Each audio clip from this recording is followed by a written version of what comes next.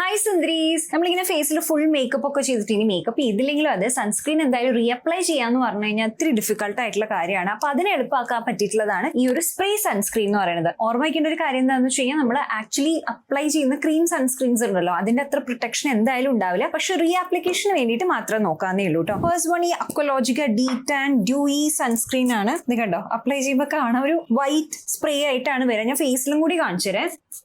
കണ്ടോ, തുള്ളി ആയിട്ടുണ്ട്. അപ്പൊ അത് നമുക്ക് ശരിക്കും പറഞ്ഞു കഴിഞ്ഞാൽ ഒരു സ്പ്രേ സൺസ്ക്രീനിന്റെ ഒരു ഗുണം ഉള്ളതായിട്ട് എനിക്ക് അത്ര തോന്നുന്നില്ല കേട്ടോ. ഇനിയിപ്പോ നോക്കുകയാണെങ്കിൽ ഡോക്ടർ ഷെത്തിന്റെ നോക്കാം. ഇതാണെങ്കിലും അതെ, കണ്ടോ, ഇതിന് ഞാൻ മുഖത്തടിച്ചു തരേണ്ട ആവശ്യം തന്നെ ഇല്ല. ഫുള്ളി വെള്ള തുള്ളികളാണ്. നമുക്ക് ബ്ലെൻഡ് ചെയ്ത് കഴിഞ്ഞാൽ കുഴപ്പമില്ല. പക്ഷെ അങ്ങനെ ബ്ലെൻഡ് ചെയ്യാനാണെങ്കിൽ ഈ സൺസ്ക്രീൻ സ്പ്രേയുടെ ആവശ്യമില്ലല്ലോ. പിന്നെ ഞാൻ ട്രൈ ചെയ്ത് നോക്കിയത് ഈ 52 Sundays എന്ന് പറഞ്ഞ ബ്രാൻഡിന്റെ ആണ്. കണ്ടോ,